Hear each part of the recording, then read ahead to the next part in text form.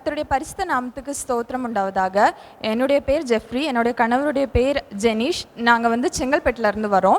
போன வருஷம் ஃபெப்ரவரி மாதம் ஃபஸ்ட் டைம் நாங்கள் இங்கே அன்பரின் பாதத்தில் ஒரு நாள் கூட்டத்துக்கு வந்திருந்தோம். அப்போது அங்கிள் எனக்காக ஜெபிச்சாங்க. அதுக்கப்புறம் அடுத்த மாதம் மார்ச் மாதம் திரும்பவும் நாங்கள் இங்கே வந்திருந்தோம். வந்தப்போ ஆயில் வச்சு அங்கிள் எங்களுக்கு ஜெபிச்சு அன்னைக்கே எனக்கு குழந்தை உண்டாச்சு. அதுக்கப்புறம் அந்த மாதத்துலேயே என்னோடய கணவருக்கு ஒரு நல்ல ஒரு ஜாப் ஆஃபரும் கிடச்சிச்சு.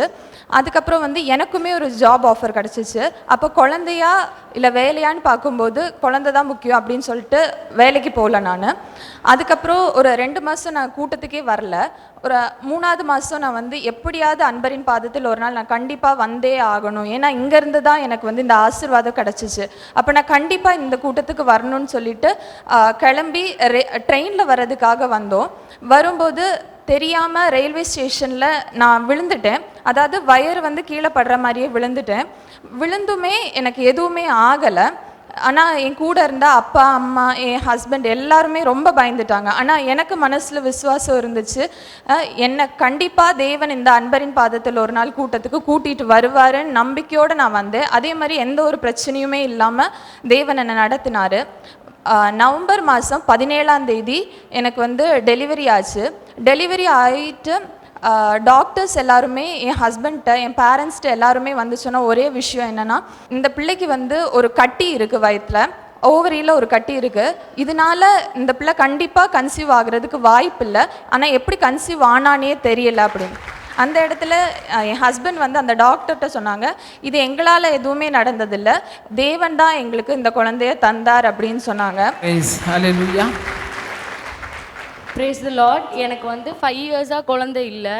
டாக்டர் ஆப்ரேஷன் பண்ணி ஆகணும், எனக்கு கர்ப்பப்பையோட வாய் சுருங்கிடுச்சு அந்த டியூபு, அதனால நம்ம ஆப்ரேஷன் பண்ணி அதை எடுத்தால் தான் அடுத்தது பாப்பா நிற்கும்னு சொன்னாங்க. அதனால பாட்டி கூட நான் வந்தேன்.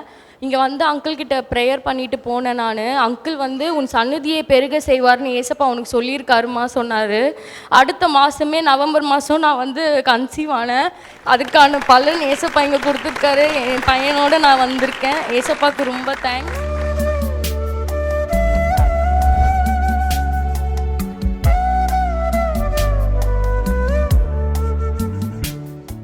கிறிஸ்துவுக்குள் மிகவும் பிரியமான எனதருமை சகோதர சகோதரிகளே, நம்மை சிருஷ்டித்தவரும் நம்மை உண்டாக்கினவரும் நம்மை ஒருபோதும் மறந்து போகாதவருமாகிய இயேசு கிறிஸ்துவின் இணையற்ற நாமத்தினாலே உங்கள் எல்லாரையும் வாழ்த்தி ஆசீர்வதிக்கிறேன். அல்லேலூயா. எல்லாரும் சந்தோஷமாக இருக்கீங்களா? இப்பொழுது நாம் தேவ செய்திக்கு நேராக கடந்து செல்லுவோம். இந்த நாளிலும் ஆண்டவருடைய பாதப்படியிலே அமர்ந்து, ஆண்டவரே, என் பிள்ளைகளுக்கு நீர் என்ன வார்த்தை சொல்ல விரும்புகிறீர்? என் பிள்ளைகள் மேலே எந்த ஆசீர்வாதத்தை கூறி நான் அவர்களை ஆசீர்வதிக்க வேண்டும்? கண்ணீரோடு தேவ சமூகத்தில் ஜெபத்திலே காத்திருந்தேன். கர்த்தர் கொடுத்த மங்கள வார்த்தையை இப்பொழுது நான் வாசிக்கிறேன், கவனமாய் கேளுங்கள். அப்போஸ்தலனாகிய யோவான் எழுதின 3வது நிருபம் 2வது வசனம். பிரியமானவனே, உன் ஆத்துமா வாழ்கிறது போல, உன் ஆத்துமா வாழ்வது போல நீ எல்லாவற்றிலும் வாழ்ந்து சுகமாயிருக்கும்படி வேண்டுகிறேன். பிரியமானவனே, உன் ஆத்துமா வாழ்வது போல நீ எல்லாவற்றிலும் வாழ்ந்து சுகமாயிரு என்கிற ஆசீர்வாதத்தை ஆண்டவர் இன்றைக்கு நம்மேலே வைக்கிறார். இன்றைக்கு உங்கள் ஒவ்வொருவரையும் பிரியமானவர்களாக, ஆண்டவருக்கு மிகவும் நேசமுள்ள பிள்ளைகளாக, ஆண்டவருக்கு மிகவும் அன்புள்ள பிள்ளைகளாக ஆண்டவர் உங்களை பாவித்து உங்கள் ஒவ்வொருவரையும் பிரியமானவனே, பிரியமானவளே என்று அழைக்கிறார். ஆண்டவருடைய பிரியத்திற்கு பாத்திரமாக இருக்கிறதை தவிர பெரிய பாக்கியம் இந்த பூமியிலே ஒன்றும் இருக்க முடியாது. அன்றைக்கு அப்போஸ்தலனாகிய யோவான் காயு என்கிற தேவ மனுஷனை ஆசீர்வதிக்கும் பொழுது இப்படிப்பட்ட வார்த்தையை சொல்லுகிறதை நாம் பார்க்கிறோம். ஏன் காயுவை பிரியமானவனே என்று அழைத்தான் என்று பார்த்தால், அவன் ஆண்டவருடைய சத்தியத்தின்படி கட்டுப்பட்டு நடக்கிறவன், உண்மையும் உத்தமமான ஒரு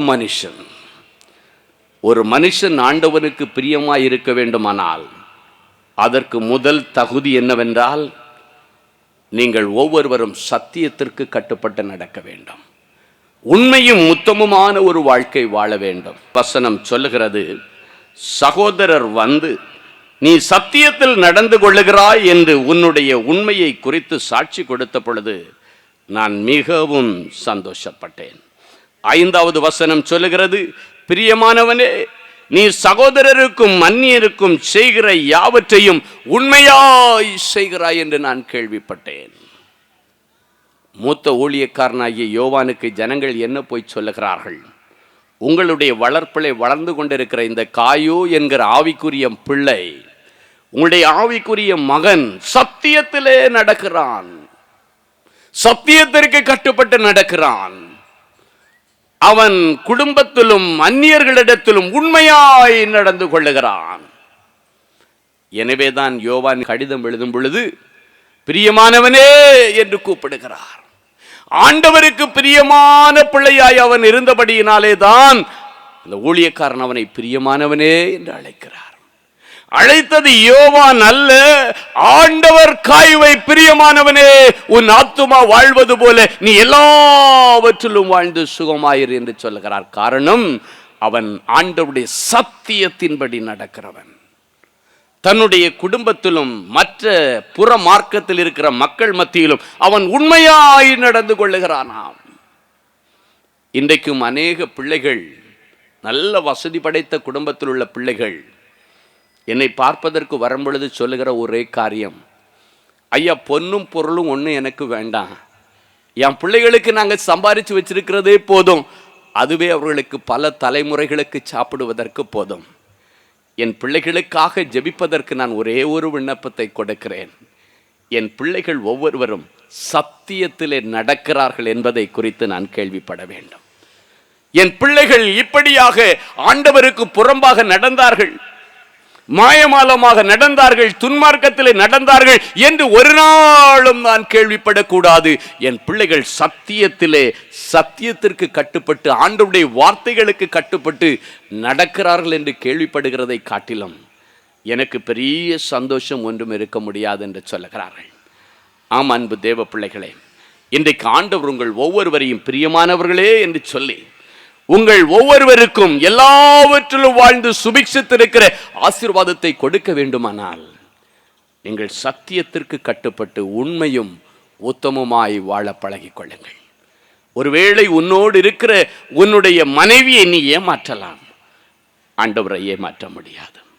உன் பெற்றோரை நீ ஏமாற்றலாம், ஆனால் ஆண்டவரை நீ ஏமாற்ற முடியாது. உன்னுடைய புருஷனை நீ ஏமாற்றலாம், ஆண்டவரை ஏமாற்ற முடியாது. உன்னுடைய ஊழியக்காரனை நீ ஏமாற்றலாம், ஆண்டவரை ஒரு நாளும் ஏமாற்ற முடியாது. காரணம், நாம் எங்கெல்லாம் செல்லுகிறோமோ இந்த பூமியில் உள்ள சகல ஜனங்களையும், நல்லவர்களாயிருந்தாலும் தீயவர்களாயிருந்தாலும், அவர்களை எல்லாரையும் நோக்கும்படி அவருடைய கண்கள் பூமி முழுவதும் உலாவிக் கொண்டிருக்கிறது. நீ பாதாள அறைக்குள்ளே சென்று காரியங்களை நடப்பித்தாலும் அங்கும் அவருடைய கண்கள் ஊடுருவி வரும். இன்றைக்கு ஆண்டவர் உங்கள் ஒவ்வொருவரையும் எல்லாவற்றிலும் வாழ்ந்து சுபிக்ஷித்திருக்கும்படி ஆண்டவர் விரும்புகிறார். பிரியமான பிள்ளையே என்று ஆண்டவர் உங்களை பார்த்து கூப்பிடுகிறார். ஆண்டவருக்கு பிரியமாயிருந்தால் நீ எல்லாவற்றிலும் வாழ்ந்து சுபிக்ஷித்திருக்க முடியுமாம். வேதாகமத்தில் பார்த்தீர்களானால் சில பெற்றோர்கள் சில பிள்ளைகளிடத்தில் ரொம்ப பிரியமாயிருந்திருக்கிறார்கள்.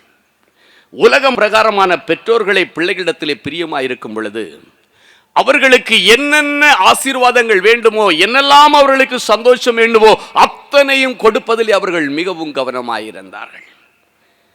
ஈசாக்கினுடைய வாழ்க்கையை சற்று சிந்தித்து பாருங்கள். அவனுக்கு 2 இரட்டை பிள்ளைகள் பிறந்தார்கள். அதிலே மூத்தவனாகிய ஏசா அவனுடைய தகப்பனுக்கு பிரியமாயிருந்தான். தன்னுடைய தகப்பனுடைய நாவுக்கு ருசியான வேட்டையாடின அநேக பொருள்களை கொண்டு வந்து சமைத்து ருசியாக கொடுக்கிறான். எனவே தகப்பனாகிய ஈசாக்கு ஏசாவின் மேல் மிகவும் பிரியமாயிருக்கிறான். ஆனால் அவனுடைய தம்பியாகிய யாக்கோபோ தன்னுடைய தாயே சுற்றி சுற்றி சுற்றி சுற்றி வருகிறான். எனவே அவனுடைய தாயாகிய ரெபேக்காளுக்கு இந்த யாக்கோபு மிகவும் பிரியமாயிருக்கிறான். தாயாகிய ரெபேக்காள் தன்னுடைய இன்னொரு மகனாகி ஏசாவை காட்டிலும் இந்த யாக்கோபை தான் மிகவும் அதிகமாய் நேசித்தாள். அந்த வசனத்தை இப்பொழுது நான் வாசிக்கிறேன், கேளுங்கள். ஆதியாகமம் 25, 27, 28 சொல்லுகிறது, இந்த பிள்ளைகள் பெரியவர்கள் ஆகும்போது ஏசா வேட்டையில் வல்லவனும் வன சஞ்சாரியுமாய் இருந்தான். யாக்கோபு குணசாலியும் கூடாரவாசியுமாய் இருந்தான்.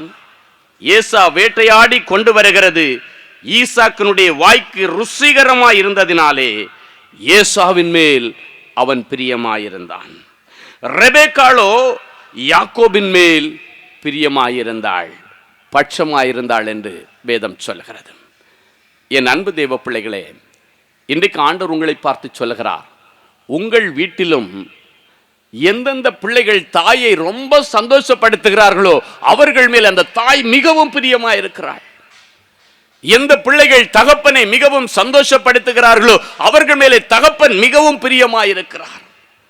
அந்த பிரியத்தினுடைய உச்சக்கட்டம் எங்கு போய் நிற்கிறது தெரியுமா?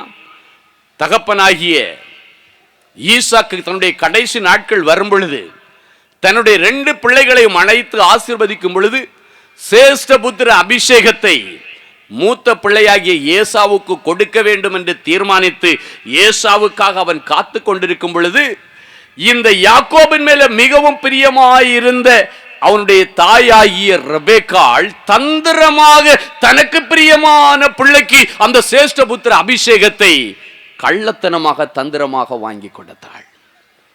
ஒரு தாய் தான் மிகவும் நேசிக்கிற தன் பிள்ளைக்கு தந்திரமாக ஒரு சேஷ்டபுத்திர அபிஷேகத்தையும் ஒரு பெரிய ஆசீர்வாதத்தையும் வாங்கி கொடுப்பது உண்மையானால் பரலோகத்தின் தேவனுக்கு பிரியமாயிருக்கிற உங்களுக்கு ஆண்டவர் ஆசீர்வாதங்களை கொடுப்பது எவ்வளவு நிச்சயம். அதன் பிறகு யாக்கோபினுடைய நாட்கள் வரும்பொழுது பாருங்கள், யாக்கோபுக்கு 12 பிள்ளைகள் இருந்தார்கள். ஆனால் அந்த 12 பிள்ளைகளிலே இந்த யோசேப்பு என்கிற பிள்ளையின் மேல் அவன் மிகவும் பிரியமாயிருந்தான். அந்த யோசேப்பு தன்னுடைய தகப்பனுடைய முதிர் வயதில் அவன் பிறந்தபடியினாலே அவன் மேல் அவன் மிகவும் பிரியமாயிருந்தான். எனவே அவன் மேல பிரியமாயிருந்தது நிமித்தம் மற்ற பிள்ளைகளுக்கு இல்லாத ஒரு சலுகையும் மற்ற பிள்ளைகளுக்கு இல்லாத ஒரு கனத்தையும் அவனுக்கு கொடுக்கும்படிக்கு பல வர்ண அங்கிகளை எல்லாம் அவனுக்காக செய்வித்தான். வேதம் சொல்லுகிறது, ஆதியாகமம் 37:3, இஸ்ரவேலின் முதிர் வயதிலே யோசேப்பு தனக்கு பிறந்ததினால் இஸ்ரவேல் தன் குமாரர் எல்லாரிலும் அவனை அதிகமாய் நேசித்து மற்ற எல்லா பிள்ளைகளை காட்டிலும் அவனை அதிகமாய் நேசித்து அவனுக்கு பல வர்ண அங்கிகளை அவன் செய்வித்தான். மற்ற பிள்ளைகளுக்கு எடுக்கிற ஆடைகளுக்கும் தன்னால் மிகவும் நேசிக்கப்படுகிற தனக்கு பிரியமான யோசேப்புக்கு செய்கிற ஆடைகளுக்கும் வித்தியாசம். மற்றவர்களுக்கு அங்கி, இவனுக்கோ பல வர்ண அங்கி. ஒரு வித்தியாசம். காரணம், அவன் மிகவும் அதிகமாய் யோசேப்பை நேசித்தான்.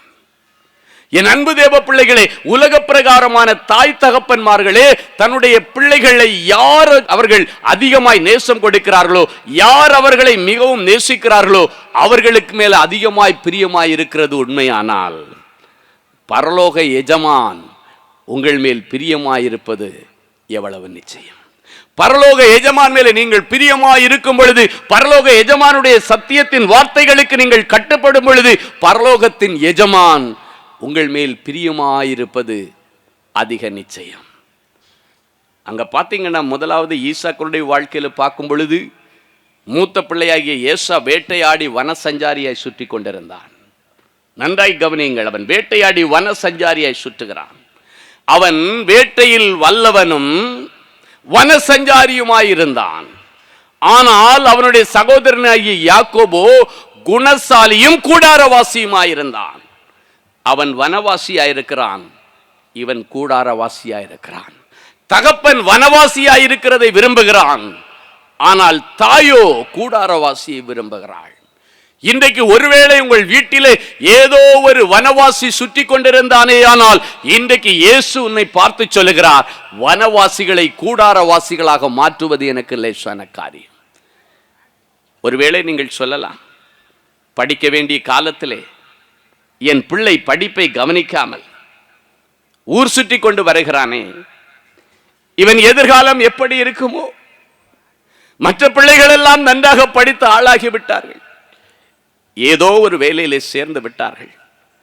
ஆனால் இவன் மட்டும் படிக்காமல் படிக்கிற காலத்திலே ஊர் சுற்றி, பீச் என்று சுற்றி, சினிமா தியேட்டர்களிலே சுற்றி ஒரு வனசஞ்சாரியாய் போல் இருக்கிறானே.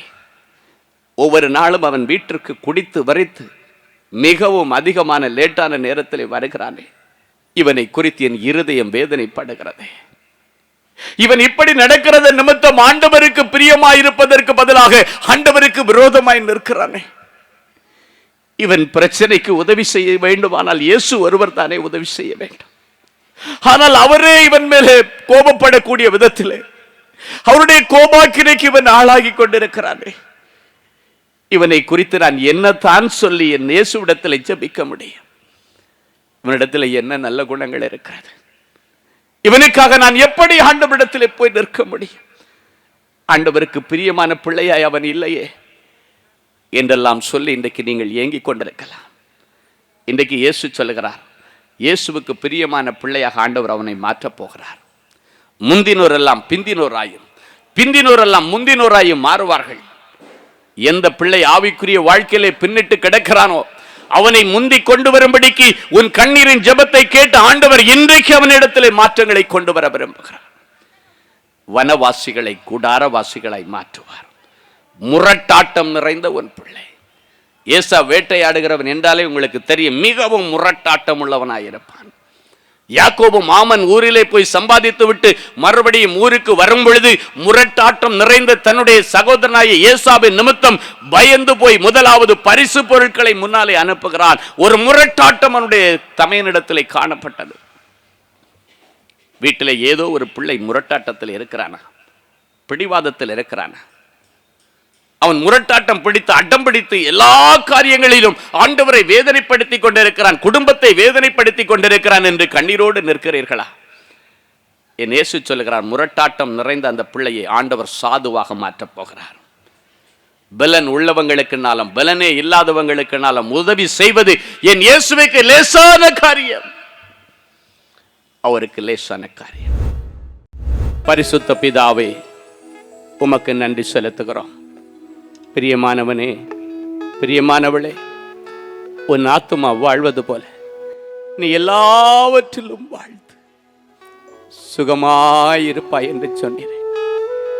எல்லாவற்றிலும் வாழ்ந்து சுகமாயிருப்பதற்கு பதிலாக எல்லாவற்றிலும் வீழ்ந்து கிடந்த நிலைமையிலே என் பிள்ளைகள் வந்திருக்கிறார். எல்லாவற்றிலும் வாழ்ந்து சுகமாயிருப்பதற்கு பதிலாக எல்லாவற்றிலும் வீழ்ந்து எல்லாவற்றையும் இழந்து போன நிலைமையிலே என் பிள்ளைகள் கண்ணீரோடு உம்முடைய பாதப்படியிலே வந்திருக்கிறார்கள். என் பிள்ளைகளை ஒரு விசை நீர் கண்ணோக்கி பாரு. உமக்கு பிரியமான பிள்ளைகள் அல்லவா, உமக்கு பிரியமான நேசகுமாரத்தி அல்லவா ஆண்டவரே. என் பிள்ளைகள் மேல் நீர் பிரியம் வைத்தபடியினால் என் பிள்ளைகளுக்காக உம்முடைய ஜீவனையே இந்த பூமியிலே கொடுத்தீரே. மற்ற ஆசீர்வாதங்களை கொடுக்காமல் இருப்பீரோ? நம்பிக்கையோடு என் பிள்ளைகள் வந்திருக்கிறார்களே, என் பிள்ளைகள் நம்பிக்கையோடு வந்திருக்கிறார்களே. நம்பினவர்களை கைவிடாத தெய்வமே, கோரேசனுடைய வாழ்க்கையிலே அவன் ஒரு புறமார்க்கத்தில் உள்ள ஒரு ராஜாவாய் இருந்தால் அவனுக்காக பூட்டப்படாத வாசல்களை திறந்த தெய்வமே, என் பிள்ளைகளுக்கு பூட்டப்படாத வேலை வாசல்கள் இன்றைக்கு திறக்கப்படட்டும். அடைக்கப்பட்ட வருமானத்தின் வாசல்கள் திறக்கப்படுவதாக. அடைக்கப்பட்ட கற்பங்கள் இயேசுவின் நாமத்தினாலே இன்றைக்கு திறக்கப்படுவதாக. ஒருவரும் பூட்டக்கூடாதபடி திறக்கிறவர். என் பிள்ளைகளுக்கு மூடாத வாசல்களை நீர் திறந்து தார். நிற்காத வருமானத்தை நீர் திறந்து தார். நிற்காத அபிஷேகத்தை என் பிள்ளைகளுக்கு நீர் திறந்து தார். நல்ல செய்திகளை பகிர்ந்து கொள்ள கர்த்தர் உதவி செய்யும். நல்ல செய்திகளை பகிர்ந்து கொள்ள உதவி செய்யும். தேவனுடைய நாமம் மகிமைப்படட்டும். இயேசுவின் மூலம் பிதாவே, ஆமென், ஆமென். அன்பு தேவனுடைய பிள்ளைகளே, இந்நிகழ்ச்சியின் மூலம் நீங்கள் பெற்றுக்கொண்ட ஆசீர்வாதங்களையும் உங்கள் ஜெப விண்ணப்பங்களையும் அனுப்ப வேண்டிய முகவரி: தேவனின் அன்பு ஊழியங்கள், எண் 340B/1A, 3B1 Vinayak avenue, OMR road, Okkiyam, Thoraipakkam, Chennai 600097. இது இந்தியன் ஆயில் பெட்ரோல் பங்க் எதிரில் அமைந்துள்ளது மற்றும் காக்னிசன்ட் டெக்னாலஜி சொல்யூஷன்ஸ் அருகிலும் அமைந்துள்ளது. மின்னஞ்சல் prayer@godsloveministries.co.in. எங்களது இணையதளம் www.godsloveministries.co.in. மேலும் 24 மணி நேர ஜெப உதவிக்கு 04454479999 மற்றும் 9941950999 என்ற எண்களுக்கு தொடர்பு கொள்ளுங்கள். கர்த்தர் தாமே உங்களை ஆசீர்வதிப்பாராக.